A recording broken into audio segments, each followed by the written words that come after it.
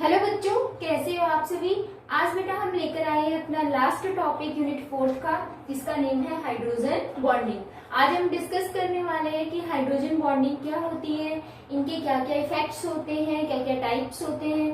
ठीक है, तो अभी स्टार्ट करें हम। हाइड्रोजन बॉन्डिंग क्या होती है। हाइड्रोजन बॉन्डिंग बेटा एक तो नेम से पता चल रहा होगा कि एक एटम कौन सा है, हाइड्रोजन एटम है। ठीक है, तो बेटा क्या होता है, आपके पास 2 मॉलिक्यूल्स होंगे। एक मॉलिक्यूल में हाइड्रोजन प्रेजेंट होगा एंड अनदर मॉलिक्यूल में बेटा इलेक्ट्रोनेगेटिव एलिमेंट प्रेजेंट होगा।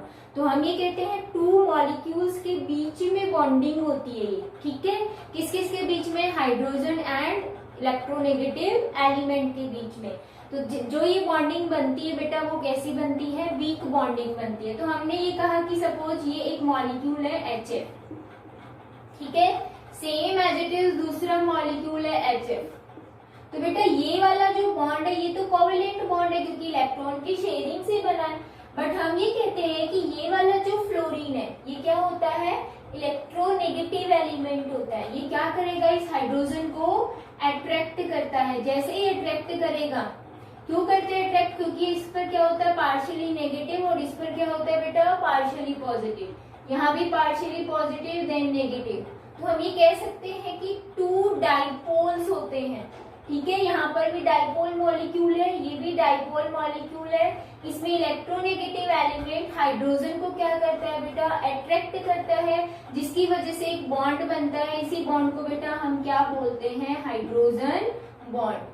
ठीक है, एंड बेटा इसमें आपको ध्यान रखना है ये जो अट्रैक्शन है वो कौन सा है, डाइपोल डाइपोल अट्रैक्शन। डाई का मतलब 2 पॉल यानी कि पॉजिटिव और नेगेटिव चार्ज। ठीक है, चार्ज है तो एक पॉल ये हो गया, एक ये हो गया। ठीक है, डाइपोल, ये दूसरा डाइपोल है। तो डाइपोल डाइपोल जो अट्रैक्शन है उसको आप क्या बोल रहे हो, हाइड्रोजन बॉन्ड। ठीक है, इसमें आपको ध्यान रखना है कि नेसेसरी कंडीशन क्या है। हमेशा ये नहीं है कि हाइड्रोजन सबके साथ हाइड्रोजन बॉन्डिंग शो करेगा, नहीं। इसमें आपको कंडीशन ध्यान रखनी है, वो क्या है बेटा, बहुत सिंपल। फर्स्ट, अभी मैंने कहा ये क्या है बेटा, इलेक्ट्रोनेगेटिव एलिमेंट। तो आपको ध्यान रखना है जिसकी इलेक्ट्रोनेगेटिविटी हाई होती है, मोस्ट हाईली इलेक्ट्रोनेगेटिव एलिमेंट के साथ ही ये क्या करेगा, हाइड्रोजन बॉन्ड करेगा। कौन, हाइड्रोजन। ठीक है, मोस्ट हाईली इलेक्ट्रोनेगेटिव एलिमेंट। एक तो आपके पास ये होना चाहिए। ठीक है, देन उसके बाद हम ये कह रहे हैं कि सेकेंड पॉइंट आपको याद रखना है, वो क्या, सेकेंड ये कि जो ये इलेक्ट्रोनेगेटिव एलिमेंट है, ये वाला हम कह रहे हैं जो इलेक्ट्रोनेगेटिव एलिमेंट है इसका बेटा साइज कैसा होना चाहिए, स्मॉल साइज होना चाहिए। अगर साइज स्मॉल नहीं होता है तो ये अट्रैक्शन नहीं हो पाएगी। क्यों नहीं हो पाएगी, हमें पता है कि जितना साइज स्मॉल होगा, इस इलेक्ट्रोनेगेटिव एलिमेंट का जितना साइज स्मॉल होगा, हमें पता है क्या है उसमें, इफेक्टिव न्यूक्लियर चार्ज ज्यादा है, अट्रैक्शन ज्यादा है। और अट्रैक्शन ज्यादा है तो ये जो न्यूक्लियस है इस हाइड्रोजन के इलेक्ट्रॉन को अट्रैक्ट करेगा। ठीक है, तो जितना स्मॉल साइज होगा अट्रैक्शन भी उतना ही ज्यादा होगा। ठीक है, आपको एक चीज ध्यान रखनी है, जो ये हाइड्रोजन बॉन्ड बना ये सिर्फ एक अट्रैक्शन है, डाइपोल डाइपोल इंटरेक्शन भी बोल सकते हैं। तो बेटा ये कैसा बॉन्ड होता है, वीक बॉन्ड होता है, ये भी ध्यान रखना है। स्ट्रॉन्ग बॉन्ड नहीं होता हाइड्रोजन बॉन्ड। ठीक है, कोवेलेंट के कंपेयर में, आयनिक के कंपेयर में कैसा बॉन्ड होता है, वीक बॉन्ड होता है। क्लियर। तो बेटा यहाँ पर आपको बस इतना ध्यान रखना है कि 2 मॉलिक्यूल्स है, एक मॉलिक्यूल में हाईली इलेक्ट्रोनेगेटिव एलिमेंट है, दूसरे में हाइड्रोजन है, दोनों के बीच में क्या होती है, इंटरेक्शन। कैसे, ये हाइड्रोजन को अट्रैक्ट करता है जिसकी वजह से हाइड्रोजन बॉन्ड बनता है जो कि एक वीक बॉन्ड होता है। तो ये हाईली इलेक्ट्रोनेगेटिव एलिमेंट होना चाहिए तभी हाइड्रोजन बॉन्ड बनेगा। एंड सेकेंड वन, इसका साइज क्या होना चाहिए, स्मॉल। तो बेटा जो फ्लोरीन है, ठीक है, नाइट्रोजन है, ऑक्सीजन है, ये 3 ऐसे एलिमेंट है जिनकी इलेक्ट्रोनेगेटिविटी भी हाई है इनके और जो अदर फैमिली मेंबर्स हैं उनके कंपेयर में, एंड इनका साइज भी क्या होता है, स्मॉल। तो फ्लोरीन, नाइट्रोजन एंड ऑक्सीजन के साथ ही हाइड्रोजन क्या करता है बेटा, हाइड्रोजन बॉन्ड की फॉर्मेशन करता है। ठीक है, अगर मैं ये कहूँ क्लोरीन, क्लोरीन का जो इलेक्ट्रोनेगेटिविटी है वो नाइट्रोजन के बिल्कुल इक्वल होती है, बट बेटा इसका साइज क्या है, लार्ज है, तो ये हाइड्रोजन बॉन्डिंग शो नहीं करेगा। ठीक है, अब हम एग्जांपल्स लेते हैं कि कैसे कैसे किस किस में हाइड्रोजन बॉन्डिंग प्रेजेंट होती है।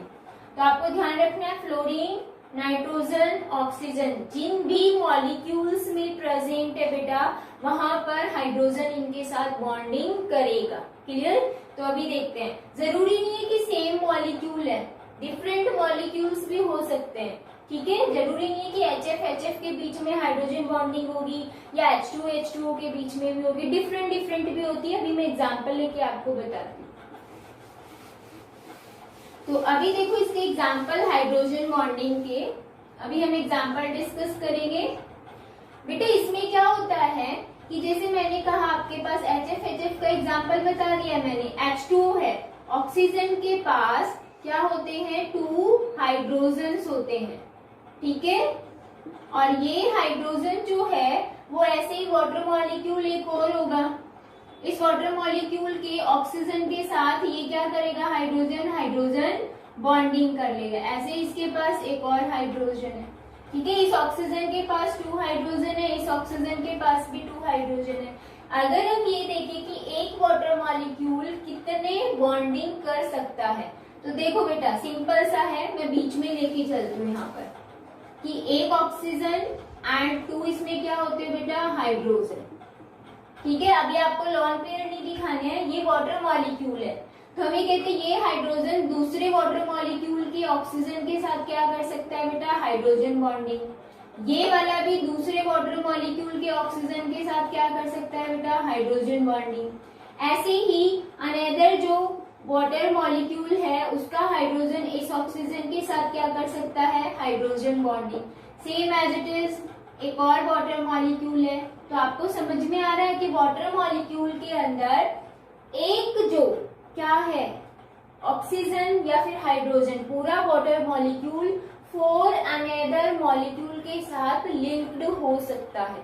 ठीक है, तो ये जहां से भी लिंक हो रहा है वो क्या है बेटा, हाइड्रोजन बॉन्डिंग। और एग्जांपल अगर ले हम अमोनिया का NH3, तो देखो 3 तो इसके पास क्या है, हाइड्रोजन, अनदर जो अमोनिया होगा उसके हाइड्रोजन के साथ ये क्या कर लेगा, नाइट्रोजन एंड हाइड्रोजन के बीच में हाइड्रोजन बॉन्डिंग ऐसे ही चलती रहेगी बेटा। ये हाइड्रोजन बॉन्डिंग इधर करेगा, ये इधर करेगा। एग्जांपल समझ में आ रहा है? ठीक है, H2O है, अमोनिया NH3 है, ऐसे ही बेटा एल्कोहल क्या होता है, ROH। ठीक है, सेम एज इट इज दूसरा जो वाटर एल्कोहल मॉलिक्यूल होगा उसमें बेटा ये क्या कर लेगा, बॉन्डिंग कर लेगा। जैसे मैंने इसको ऐसे लिख दिया, यहाँ पर हाइड्रोजन बॉन्डिंग लिख दी। ठीक है, तो देखो हाइड्रोजन फ्लोराइड में भी हाइड्रोजन बॉन्डिंग, वाटर मॉलिक्यूल में भी हाइड्रोजन बॉन्डिंग, अमोनिया में भी हाइड्रोजन बॉन्डिंग है, एल्कोहल में भी हाइड्रोजन बॉन्डिंग है। सेम एज इट इज जो कार्बोक्सिलिक एसिड है उसमें भी क्या होता है, हाइड्रोजन बॉन्डिंग होती है। तो सारे एग्जांपल्स में आपको दिख रहा होगा ऑक्सीजन प्रेजेंट है तभी तो हाइड्रोजन बॉन्डिंग कर रहा है। ठीक है, इसमें nitrogen electronegative element, hydrogen fluoride में फ्लोरीन इलेक्ट्रोनेगेटिव एलिमेंट था, इसमें अगेन क्या आ रहा है बेटा, ऑक्सीजन। ठीक है, तो इलेक्ट्रोनेगेटिव एलिमेंट कौन कौन सा है, फ्लोरीन, नाइट्रोजन और ऑक्सीजन, इन तीनों की ध्यान रखनी है। एक्चुअल में फ्लोरीन की इलेक्ट्रोनेगेटिविटी सबसे ज्यादा होती है, देन ऑक्सीजन की, फिर नाइट्रोजन की। ठीक है, ऐसे होता है। तो आपको ध्यान रखना है इन तीनों एलिमेंट के एटम के साथ ही हाइड्रोजन बॉन्डिंग होती है। ठीक है, अब बेटा हम टाइप्स देखेंगे कि कौन कौन से टाइप्स होते हैं हाइड्रोजन बॉन्डिंग के। बहुत इजी है बेटा ये वाला टॉपिक, और इसके बेस पे बहुत सारे कंसेप्शनल क्वेश्चन आते हैं जो मैं आपको 1 बाय 1 डिस्कस करेंगे आपके साथ। ठीक है, अब हम देखेंगे टाइप्स क्या क्या है। तो बेटा ये 2 टाइप्स के होते हैं, हाइड्रोजन बॉन्डिंग 2 टाइप्स की होती है। एक होती है इंटरमॉलिक्यूलर एंड दूसरी होती है बेटा इंट्रामॉलिक्यूलर। बहुत सिंपल है, थोड़ा सा समझना है। इंटरमॉलिक्यूलर जो हाइड्रोजन बॉन्डिंग होती है वो किन किन के बीच में होती है बेटा, ये जो बॉन्डिंग होगी वो होगी बेटा 2 मॉलिक्यूल्स के बीच में, बिटवीन 2 मॉलिक्यूल। ठीक है, वन मॉलिक्यूल के पास हाइड्रोजन होना चाहिए, अनदर मॉलिक्यूल के पास इलेक्ट्रोनेगेटिव एलिमेंट होना चाहिए, या तो फ्लोरीन या ऑक्सीजन या नाइट्रोजन। ठीक है, तो वो होता है कौन सी बनेगी बेटा, इंटर मॉलिक्यूलर। ठीक है, ये इंटर मॉलिक्यूलर में इंटर का मतलब है between two atom, two molecule sorry. ठीक है, तो बिटवीन टू मॉलिक्यूल्स में क्या होगा, ये बॉन्डिंग होगी। इंट्रा मॉलिक्यूलर में आपको ध्यान रखना है with in one molecule itself bonding किसके बीच में हो रही है, एक ही मॉलिक्यूल खुद से ही क्या कर रहा है, बॉन्डिंग कर रहा है। कंडीशन क्या होनी चाहिए, उस एक मॉलिक्यूल में हाइड्रोजन भी होना चाहिए और मोर इलेक्ट्रोनेगेटिव होना चाहिए एलिमेंट। ठीक है, तो ये चीज ध्यान रखनी है। जैसे मैं एग्जांपल देती हूँ, इंटरमॉलिक्यूलर में हमने कहा टू मॉलिक्यूल्स के बीच में, जैसे मैंने एग्जांपल दिया कि एक आपके पास क्या है बेटा, एल्कोहल। ठीक है, और एक आपके पास बेटा क्या है, वाटर। तो देखो ये टू मॉलिक्यूल्स अलग अलग है, इनके बीच में हाइड्रोजन बॉन्डिंग पॉसिबिलिटी है, तो ये क्या होगा बेटा, इंटरमॉलिक्यूलर। टू डिफरेंट मॉलिक्यूल के बीच में क्या हो रही है, हाइड्रोजन बॉन्डिंग हो रही है। ठीक है, और एग्जांपल लेते हैं, जैसे कि आपके पास एक ये है ग्रुप OH, एल्कोहल। यहाँ ये एल्कोहल है, बट अगर बेंजीन से ये जुड़ जाता है तो इसको हम फिनॉल बोलते हैं। ठीक है, एक अनदर मॉलिक्यूल है आपके पास and double bond O then coordinated oxygen. ठीक है, ये होता है नाइट्रोबेंजीन। तो अगर हम इसमें देखें कि ये जो हाइड्रोजन है ये किसके साथ बॉन्डिंग कर लेगा, ऑक्सीजन के साथ बॉन्डिंग कर लेगा। तो बेटा ये एक अलग मॉलिक्यूल है, ये एक अलग मॉलिक्यूल है, टू डिफरेंट मॉलिक्यूल के बीच में क्या हो रही है, हाइड्रोजन बॉन्डिंग। इंट्रा मॉलिक्यूलर में क्या कह रहे हैं, विद इन वन मॉलिक्यूल। तो इसमें कंडीशन क्या होनी चाहिए, कंडीशन ये कि एक ही मॉलिक्यूल में बेटा दोनों ग्रुप, दोनों कौन से, एक तो नाइट्रोजन भी होना चाहिए एंड बेटा क्या होना चाहिए, हाइड्रोजन भी। तो इसमें क्या हो रहा है, इस मॉलिक्यूल के बीच में मॉलिक्यूल एक है, ऑक्सीजन और हाइड्रोजन एक ही मॉलिक्यूल में प्रेजेंट है, तो ये क्या हो गई, हाइड्रोजन बॉन्डिंग हो गई। देखो एक अनदर टाइप की रिंग बन गई ना। तो जब डिफरेंट इलेक्ट्रोनेगेटिव एलिमेंट से एक रिंग की फॉर्मेशन होती है तो उस रिंग को बेटा हम चिलेट रिंग बोलते हैं और इस इफेक्ट को हम चिलेशन बोलते हैं। ठीक है, ये चीज ध्यान रखनी है। इंटरमॉलिक्यूलर में टू डिफरेंट मॉलिक्यूल के बीच में हाइड्रोजन बॉन्डिंग होती है, इंट्रा में एक ही मॉलिक्यूल के अंदर बॉन्डिंग होती है। ठीक है, विद इन वन मॉलिक्यूल ये अपने आप बॉन्डिंग कर लेगा और इसमें हम बताते हैं चिलेशन। चिलेशन क्या होता है, जैसे मैंने भी कहा कि ये क्या है, चिलेट रिंग है। ठीक है, और इस इफेक्ट को हम क्या बोलेंगे, चिलेशन।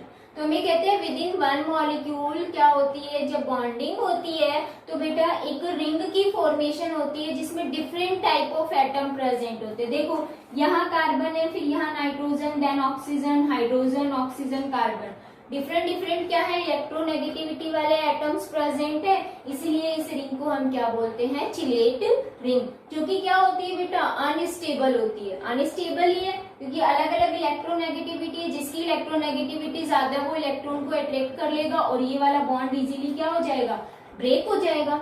ठीक है, तो हमें ध्यान रखना है intra molecular within one molecule होती है और inter molecular two different molecules के बीच में होती है। क्लियर, तो ये थे टू टाइप्स। अगर इसमें स्टेबिलिटी पूछते हैं किसकी ज्यादा, या ये कहें कि जो हाइड्रोजन बॉन्डिंग है इंटरमॉलिक्यूलर और इंट्रामॉलिक्यूलर में से वो ज्यादा स्ट्रॉन्ग कौन सी है, तो बेटा मैंने अभी बताया यहाँ पर कौन सा इफेक्ट है, चिलेशन, मतलब ये इजीली ब्रेक डाउन हो जाएगा।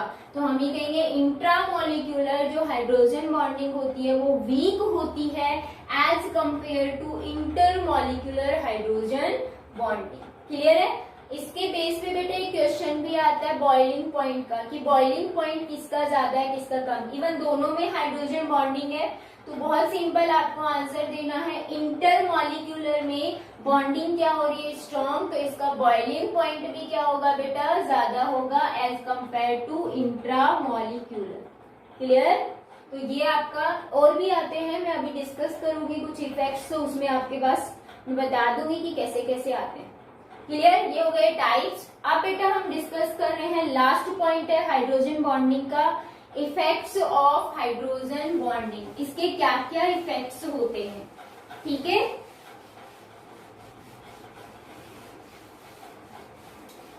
बेटा बहुत सारे इफेक्ट पड़ते हैं हमारी डेली लाइफ में भी। हमें पता है हमारी बॉडी के अंदर न्यूक्लिक एसिड्स भी होते हैं, प्रोटीन्स भी होते हैं ना, हम लेते भी हैं प्रोटीन्स डाइट के थ्रू, तो बेटा उनमें भी क्या होती है, हाइड्रोजन बॉन्डिंग होती है। ठीक है, तो अभी हमें क्या देखने हैं, इफेक्ट्स ऑफ हाइड्रोजन बॉन्डिंग। ठीक है,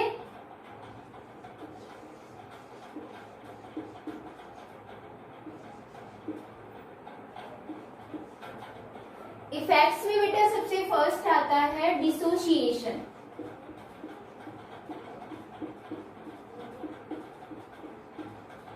डिसोसिएशन का मतलब क्या होता है, ब्रेक डाउन होना। इसके बेस पे बेटा क्वेश्चन आता है, बहुत इंपॉर्टेंट है। देखो बेटा इसमें मैंने अभी कहा आपके पास हाइड्रोजन फ्लोराइड है। ठीक है, हाइड्रोजन फ्लोराइड में क्या होता है, इस फ्लोरीन और इस हाइड्रोजन के बीच में अट्रैक्शन होता है, इस पर नेगेटिव चार्ज है, इस पर पॉजिटिव। ठीक है, होता क्या है इस केस में बेटा, देखो यहाँ पर अट्रैक्शन है, इसके साथ भी बॉन्डिंग है। ये हाइड्रोजन जो है इस फ्लोरीन के बीच में, ये फ्लोरीन जब इसके हाइड्रोजन को अट्रैक्ट करेगा तो बेटा इसके बीच में बॉन्डिंग क्या हो जाएगी, ब्रेक हो जाएगी, H पॉजिटिव रिलीज हो जाएगा एंड आपके पास क्या बचेगा, HF2 नेगेटिव बन जाता है। अगर इसकी रिएक्शन बेटा कोई भी पोटेशियम आयन के साथ कराते हैं HF2 नेगेटिव, तो ये क्या बना लेगा, KHF2 की फॉर्मेशन हो जाएगी। लेकिन आपसे क्वेश्चन कैसे पूछा जाता है, क्वेश्चन ये पूछा जाता है कि जो HCl है वो ब्रेक डाउन नहीं हो रहा और वो KHCl2 की फॉर्मेशन क्यों नहीं करता। ये क्वेश्चन ये आता है, does not exist but KHF2 exist. बाय एक्सप्लेन करना है बेटा, तो आपको क्या आंसर देना है इसका कि जो KHF2 है उसमें वो बना कैसे बेटा, हाइड्रोजन फ्लोराइड के जो मॉलिक्यूल्स थे उनमें क्या हुई, ब्रेकिंग हुई HF के बीच में। ठीक है, और क्या बना, HF2 नेगेटिव एंड ये K पॉजिटिव आयन के साथ रिएक्ट कर जाता है। तो सिंपल सा रीजन देना है कि हाइड्रोजन फ्लोराइड में क्या होता है बेटा, हाइड्रोजन बॉन्डिंग प्रेजेंट होती है मॉलिक्यूल्स के बीच में, तो उनमें डिसोसिएशन होने की वजह से KHF2 की फॉर्मेशन होती है। बट KHCl2 या फिर ये भी आ सकता है KHBr2, KHI2, इनकी फॉर्मेशन क्यों नहीं होती, क्योंकि इनमें हाइड्रोजन बॉन्डिंग नहीं होती है। क्लियर है, इसमें हाइड्रोजन बॉन्डिंग प्रेजेंट है इसीलिए ये बनेगा, इनमें हाइड्रोजन बॉन्डिंग नहीं होती इसीलिए ये नहीं बनेगा। क्लियर, तो फर्स्ट डिसोसिएशन के बेस पे ये क्वेश्चन आता है। सेकंड बेटा इसका ये आता है एसोसिएशन, ये भी बहुत इंपॉर्टेंट है। सेकंड पॉइंट इसमें मैं आपको बताऊंगी कि कैसे क्वेश्चन आता है। देखो डिसोसिएशन का मतलब क्या हो रहा था, ब्रेक, ये ब्रेक होके न्यू टाइप का क्या बना रहा है, मॉलिक्यूल। एसोसिएशन का मतलब होता है बेटा कंबाइंड हो जाना, और कंबाइंड होके अनदर टाइप का मॉलिक्यूल बनेगा। तो बेटा इसमें देखो क्या होता है कि जो कार्बोक्सिलिक एसिड होता है, एसोसिएशन में एग्जांपल देखो हम ले रहे हैं कार्बोक्सिलिक एसिड। ठीक है, कार्बोक्सिलिक जो एसिड है हमें पता है क्या होता है, RC≡OH। ठीक है, ये होता है। तो इस केस में हम देखेंगे, देखो ऑक्सीजन भी है और ये हाइड्रोजन भी है, तो हाइड्रोजन बॉन्डिंग पॉसिबिलिटी है, तो हम इसकी स्ट्रक्चर बनाते हैं C≡O और यहाँ पर OH। ठीक है, एंड ये R ग्रुप। R क्या है, कार्बन की कोई भी चेन हो सकती है, CH3 भी हो सकता है, CH2 CH3 भी, ऐसे कार्बन की लॉन्ग चेन हो सकती है। ऐसे ही बेटा दूसरे अनदर टाइप का कार्बोक्सिलिक एसिड है, वही सेम मॉलिक्यूल है। ठीक है, इसमें आपको डबल बॉन्डेड ऑक्सीजन ऊपर दिखाना है और OH नीचे, अपोजिट डायरेक्शन में। इनमें क्या हो सकती है बेटा, हाइड्रोजन बॉन्डिंग, इसमें भी क्या हो सकती है, हाइड्रोजन बॉन्डिंग। तो देखो बेटा इसमें एक कार्बोक्सिलिक एसिड था, अब दोनों कंबाइंड हो गए बाय द हाइड्रोजन बॉन्डिंग। ये भी हाइड्रोजन बॉन्डिंग है, ये भी हाइड्रोजन बॉन्डिंग है, तो क्या हो गया, कॉम्बिनेशन हो गया, उसको आप क्या बोल रहे हो, एसोसिएशन। तो आपसे क्वेश्चन कैसे पूछा जाता है, क्वेश्चन ये पूछा जाता है बेटा, ये जो फॉर्म होती है उसको हम मोनोमर फॉर्म बोलते हैं। मोनोमर का मतलब सिंपल एक मॉलिक्यूल, ठीक है। इसमें 2 मॉलिक्यूल कंबाइंड, सिंपल एक फॉर्म को हम मोनोमर बोलेंगे, एंड बेटा इसमें 2 मॉलिक्यूल्स कंबाइंड हो चुके हैं तो इसको हम क्या बोलेंगे, डाइमर बोलेंगे, ठीक है।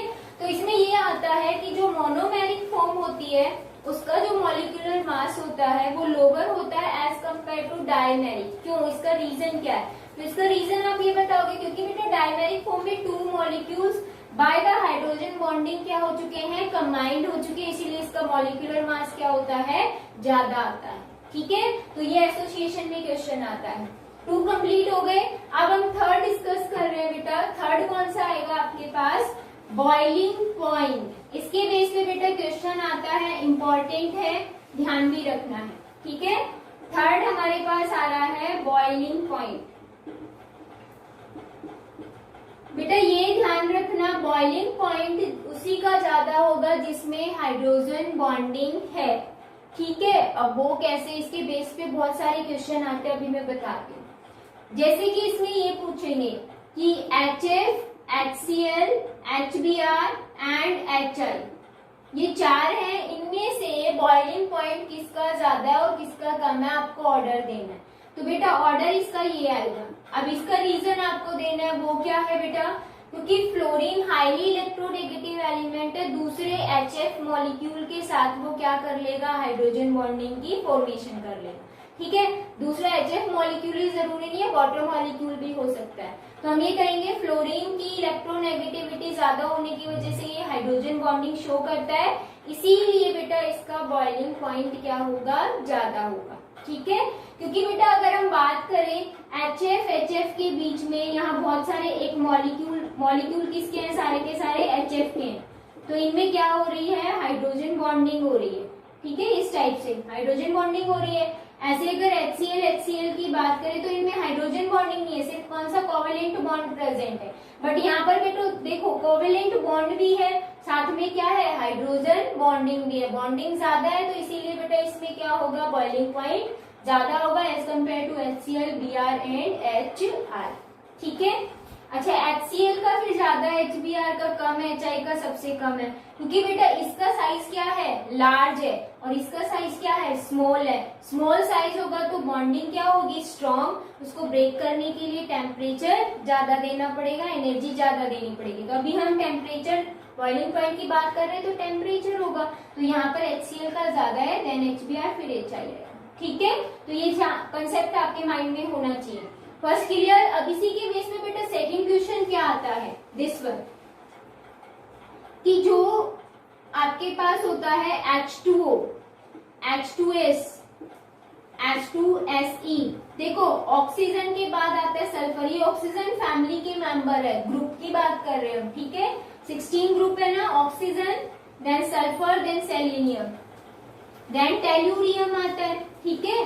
तो अगर हम इनकी बात करें तो बेटा ये तो होता है लिक्विड, बाकी सारे क्या होते हैं, गैसियस फॉर्म के अंदर। तो आपसे ये पूछेंगे कि वाटर, इवन ये सारे एक ही फैमिली के हैं और दो ही हाइड्रोजन है, हाइड्रोजन के साथ कोवेलेंट बॉन्ड बना रहे हैं यहाँ पर इस केस में, ठीक है। तो बेटा ये लिक्विड है बट ये गैस है, इसका रीजन क्या है, तो आप रीजन क्या दोगे कि जो वाटर मॉलिक्यूल होता है वो क्या करता है, हाइड्रोजन बॉन्डिंग करता है, इस वजह से किस फॉर्म में होता है, लिक्विड में। बट ये हाइड्रोजन बॉन्डिंग नहीं करते, इसीलिए किस फॉर्म में होते हैं, गैसियस फॉर्म के अंदर होते हैं। क्लियर है। तो इस टाइप के क्वेश्चन आएंगे। इसमें एक बहुत ही इंपॉर्टेंट क्वेश्चन आता है, वो क्या है आपके पास, वो आता है H2O एंड HF। इसमें बेटा ये आता है कि इसका बॉइलिंग पॉइंट ज्यादा है या फिर इसका ज्यादा है, आपको एक्सप्लेन करना है। तो देखो अगर हम ये देखें, इलेक्ट्रोनेगेटिविटी फ्लोरीन की ज्यादा है एज कम्पेयर टू ऑक्सीजन, तो हाइड्रोजन बॉन्डिंग किसमें ज्यादा हुई, HF में, और हाइड्रोजन बॉन्डिंग ज्यादा होती है तो मतलब उसमें बॉइलिंग पॉइंट क्या होना चाहिए, हाई होना चाहिए। बट एक्चुअल में बेटा H2O का बॉइलिंग पॉइंट ज्यादा होता है एज कम्पेयर टू HF। इसका रीजन क्या है, इसका रीजन मैंने पहले स्ट्रक्चर बनाई तब आपको बताया था, क्या कि देखो वाटर मॉलिक्यूल जो होता है, एक वाटर मॉलिक्यूल वो कितनी बॉन्डिंग बना रहा था बेटा, मैंने आपको बताया था ना, यहाँ पर 1 बॉन्डिंग, देन यहाँ पर भी क्या होगी, अनदर बॉन्डिंग है, ठीक है।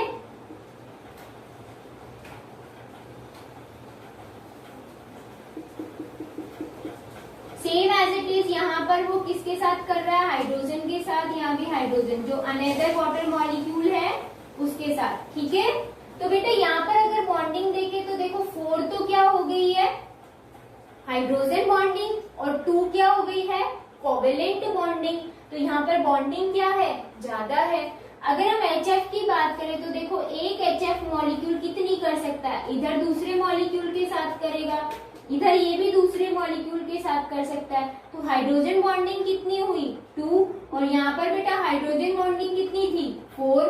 तो हाइड्रोजन बॉन्डिंग किसमें ज्यादा है, वाटर मॉलिक्यूल में, इसीलिए बेटा H2O का बॉइलिंग पॉइंट ज्यादा होगा as compared to HF। Clear है, ये ध्यान रखना है, इसका हाई बॉइलिंग पॉइंट होगा।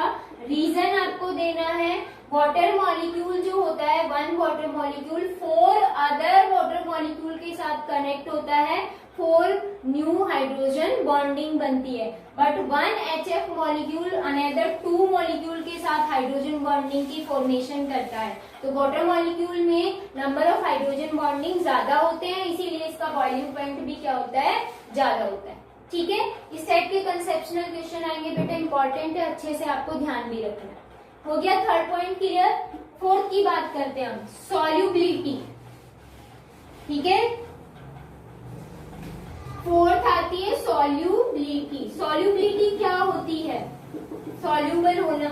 ठीक है, तो बेटा आपको बस इतना ध्यान रखना है कि हम क्या लेते हैं, मोस्टली जो हमारे पास सॉल्वेंट, सॉल्यूट और सॉल्वेंट आपको बताया, सॉल्वेंट हम मोस्टली क्या लेते हैं, वाटर। इसके अंदर हम कोई भी मॉलिक्यूल डालते हैं तो अगर उसने वाटर के साथ हाइड्रोजन बॉन्डिंग की तो वो क्या होगा, सॉल्यूबल। अगर उसने वाटर के साथ हाइड्रोजन बॉन्डिंग नहीं की तो वो क्या होगा, इनसॉल्यूबल। फॉर एग्जाम्पल मैंने कहा आपके पास H2O है वाटर, और इसके अंदर बेटा हमने क्या डाल दिया है, अमोनिया NH3। तो क्या ये सॉल्यूबल है, यस। क्यों है, क्योंकि देखो बेटा ऑक्सीजन के साथ 2 हाइड्रोजन हैं, एंड यहाँ पर अमोनिया में देखो NH3 है, ये नाइट्रोजन, और ये हाइड्रोजन क्या करेगा बेटा, हाइड्रोजन बॉन्डिंग शो करेगा। दैट मीन्स ये क्या है, सॉल्यूबल है। क्लियर, आपको ये चीज ध्यान रखनी है, जब भी कोई भी वाटर के अंदर डिसॉल्व हो रहा है इसका मतलब वो क्या कर रहा है, हाइड्रोजन बॉन्डिंग शो कर रहा है वाटर मॉलिक्यूल के साथ में। अब मैंने नेक्स्ट एग्जांपल दिया कि वाटर के अंदर हमने क्या डाला, एल्कोहल डाला, तो क्या ये सॉल्यूबल है, यस सॉल्यूबल है ड्यू टू हाइड्रोजन बॉन्डिंग। देखो ऑक्सीजन के पास 2 हाइड्रोजन है यहाँ पर, इस एल्कोहल के अंदर बेटा मैं ऐसे लिख दूं ROH, यहाँ पर ये क्या करेगा, इसके साथ हाइड्रोजन बॉन्डिंग, दैट मीन्स क्या है, सॉल्यूबल। अगर मैंने आपको ये दे दिया H2O के अंदर हमने डाला कार्बन टेट्राक्लोराइड, तो यहाँ पर ऑक्सीजन या फिर हम हाइड्रोजन देखें, यहाँ कोई इलेक्ट्रोनेगेटिव एलिमेंट है, नहीं, कोई हाइड्रोजन भी नहीं है, तो क्या ये सॉल्यूबल होगा, नहीं। दैट मीन्स यहाँ पर नो सॉल्युबिलिटी। ठीक है, सॉल्यूबल नहीं होगा। क्लियर है, तो बेटा सॉल्यूबल कब होता है, जब हाइड्रोजन बॉन्डिंग की फॉर्मेशन होती है। तो हम ये कहते हैं सॉल्युबिलिटी में कि वाटर हम एज अ सॉल्वेंट यूज करते हैं, और उसमें बहुत सारे ऐसे कंपाउंड्स या मॉलिक्यूल्स होते हैं जो सॉल्यूबल होते हैं due to the hydrogen bonding. ठीक है, अब बेटा जो फोर्थ पॉइंट है वो आती है volatility. Fifth point sorry,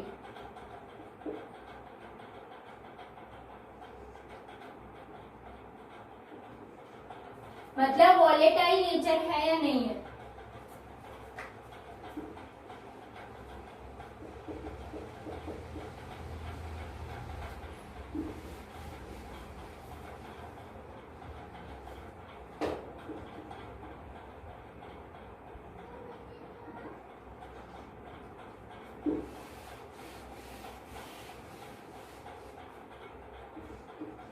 volatile nature क्या होता है, आपको ये ध्यान रखना है। ठीक है, वॉलेटाइल का मतलब होता है बेटा वो वेपर्स में कन्वर्ट हो जाना, डायरेक्ट वेपर्स में कन्वर्ट हो जाना। अगर कोई मॉलिक्यूल वेपर्स में कन्वर्ट हो रहा है दैट मीन्स वो क्या है, वॉलेटाइल नेचर का। अगर वो वेपर्स में कन्वर्ट नहीं हो रहा है तो वो क्या होगा बेटा, इनवॉलेटाइल नेचर। ठीक है, तो वॉलेटाइल नेचर हम किसके बेस पे बताते हैं, ये भी हाइड्रोजन बॉन्डिंग के बेस पे। देखो बेटा, अगर किसी मॉलिक्यूल में हाइड्रोजन बॉन्डिंग है तो बेटा आपको ये ध्यान रखना है कि वो स्ट्रॉन्ग है या वीक है। हम ये तो बता रहे हैं कि वीक हाइड्रोजन बॉन्डिंग है, लेकिन मैंने आपको बताया था एग्जांपल इंटरमॉलिक्यूलर एंड इंट्रामॉलिक्यूलर बताया था ना। तो जैसे इंटरमॉलिक्यूलर में हाइड्रोजन बॉन्डिंग क्या होती है, ज्यादा होती है, और इंट्रामॉलिक्यूलर में हाइड्रोजन बॉन्डिंग क्या होती है, कम होती है। तो बेटा कोई भी सब्सटेंस वोलेटाइल, यहाँ कहे कि गैसियस में कब कन्वर्ट होगा, जब उसके बीच के बॉन्ड क्या होंगे, ब्रेक होंगे। और बॉन्ड के ब्रेक होने के लिए बेटा आपको टेम्परेचर देना पड़ेगा। तो आपको ये याद रखना है, जिनका बॉइलिंग पॉइंट बेटा हाई होता है, ठीक है, जिनका बॉइलिंग पॉइंट क्या हो, हाई हो, बेटा वो मॉलिक्यूल्स जो होंगे वो होंगे इनवॉलेटाइल नेचर के, ठीक है, वो गैसियस में डायरेक्ट जल्दी से कन्वर्ट नहीं होंगे। लेकिन जिनका बॉइलिंग पॉइंट क्या हो बेटा, लो, वो कैसे नेचर के होंगे, वॉलेटाइल नेचर के। तो अगर मैं आपसे कहूं कि एक था इंटरमॉलिक्यूलर, ठीक है, हाइड्रोजन बॉन्डिंग, और एक आपके पास क्या थी, इंट्रामॉलिक्यूलर हाइड्रोजन बॉन्डिंग, ठीक है। इसके बेस पे बेटा क्वेश्चन आता है। इंट्रामॉलिक्यूलर हाइड्रोजन बॉन्डिंग में हम कहते थे चिलेशन है, जिसकी वजह से बॉन्ड ब्रेक हो जाता है, बॉइलिंग पॉइंट उसका क्या होता है, लो, ठीक है, वो मैंने आपको एक्सप्लेन कर दिया था, बॉइलिंग पॉइंट लो होता है, इसका बॉइलिंग पॉइंट क्या होता है बेटा, हाई होता है। तो आपके पास अगर ये आपके माइंड में है तो आप बता सकते हो कि वॉलेटाइल नेचर का कौन है और इनवॉलेटाइल नेचर का कौन है। तो जिनका बॉइलिंग पॉइंट लो होता है वो क्या होते हैं बेटा, वॉलेटाइल नेचर के, और जिनका बॉइलिंग पॉइंट हाई होता है वो क्या होते हैं, इनवॉलेटाइल इन नेचर, ठीक है, ध्यान रखना है। ये इंपॉर्टेंट पॉइंट्स थे। एंड लास्ट पॉइंट बचता है बेटा डेंसिटी। 6 पॉइंट आता है डेंसिटी, और ये डेंसिटी वाले के बेस पे बेटा बहुत बार क्वेश्चन पूछा जाता है, इंपॉर्टेंट है, ठीक है बेटा। ये जो डेंसिटी है इसमें क्वेश्चन क्या आता है, आपके पास है एक तो वाटर और एक है आइस। हमें पता है दोनों में ही फॉर्मूला क्या है, H2O, बस ये लिक्विड फॉर्म में है और ये सॉलिड फॉर्म में, ठीक है। तो इनकी डेंसिटी के बेस पे क्वेश्चन आता है। आप सभी को पता है कि वाटर के अंदर, लिक्विड के अंदर अगर हम कोई भी सॉलिड सब्सटेंस डालते हैं तो वो सिंक हो जाता है, डूब जाता है, ठीक है। बट अगर आप आइस को डालते हो तो आइस फ्लोट करती है on the water surface. Why? आपसे ये क्वेश्चन बहुत बार पूछा जाता है, तो बहुत इजी है बेटा इनकी डेंसिटी। डेंसिटी मतलब वाटर की डेंसिटी क्या होती है बेटा, हाई, एंड आइस की डेंसिटी क्या होती है, लो। अब इसका क्या रीजन है, लो हाई, तो बेटा वो होती है स्ट्रक्चर, ठीक है। तो आपको इतना ध्यान रखना है कि जो आइस होती है उसमें जो वाटर मॉलिक्यूल्स जब आपस में कनेक्ट होते हैं तो बेटा उसमें बहुत ज्यादा वेकेंट स्पेस बच जाता है। जैसे मैं आपको बताती हूँ, ऐसी अनदर मॉलिक्यूल है यहाँ पर, इसके बीच में hydrogen bonding, same as it is. यहाँ मैंने ऑक्सीजन लिया, हाइड्रोजन बॉन्डिंग यहाँ दिखा दूंगी, ठीक है। देन अगेन ऑक्सीजन, फिर हाइड्रोजन, देन हाइड्रोजन। यहाँ क्या कर रहा है ये हाइड्रोजन बॉन्डिंग, यहाँ भी क्या कर रहा है हाइड्रोजन बॉन्डिंग, ठीक है। तो बेटा अगर हम ये देखें कि हाइड्रोजन बॉन्डिंग जो है वो यहाँ पर इतनी ज्यादा हो गई है कि एक वेकेंट स्पेस बच जाता है। इस वेकेंट स्पेस की वजह से इसकी वॉल्यूम क्या हो जाती है, ज्यादा हो जाती है।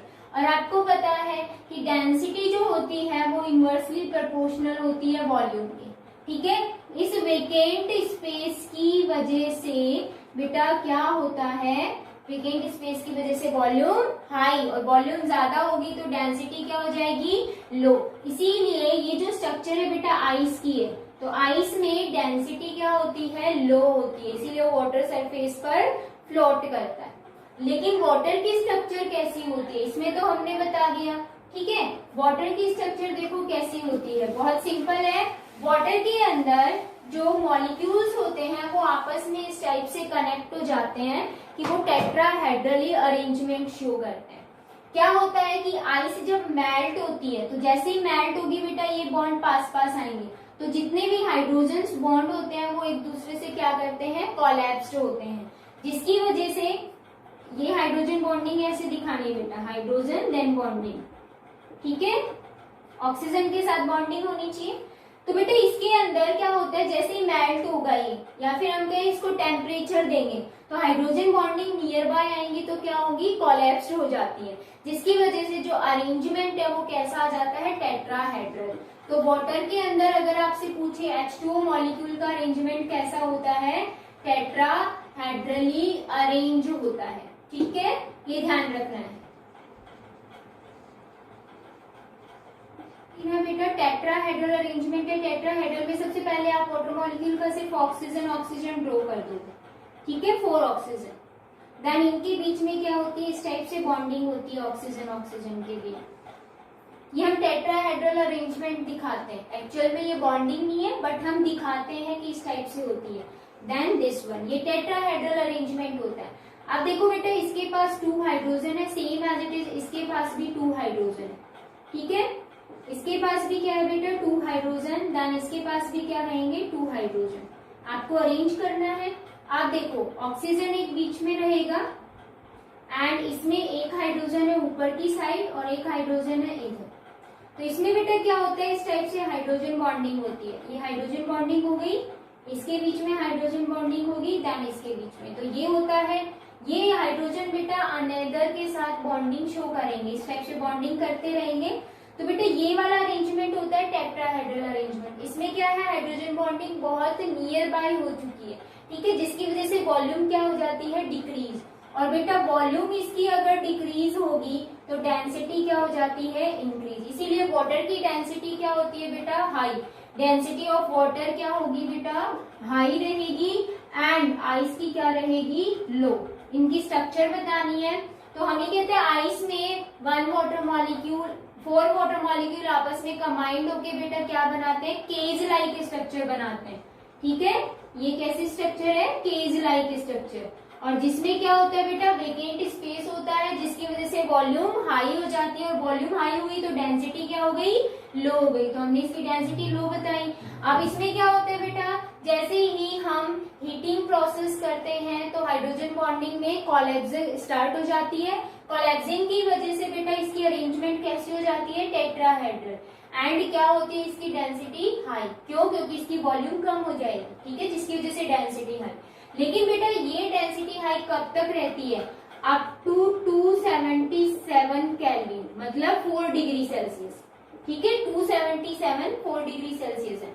ये केल्विन में या डिग्री सेल्सियस में, यहाँ तक ही इसमें क्या होता है बेटा, डेंसिटी हाई रहेगी। अगर बेटा आपने क्या किया, इससे ज्यादा टेम्परेचर दिया, अबाउट 277 केल्विन, होगा क्या, ये हाइड्रोजन बॉन्डिंग ब्रेक होने लग जाएगी। जैसे ही ब्रेक होगी मॉलिक्यूल दूर जाने लग जाएंगे और इसकी वॉल्यूम इंक्रीज होने लग जाएगी। वॉल्यूम इंक्रीज होगी तो डेंसिटी बेटा क्या हो जाती है, लो हो जाती है, ठीक है। बहुत सिंपल से एग्जांपल देती हूँ बेटा आपको।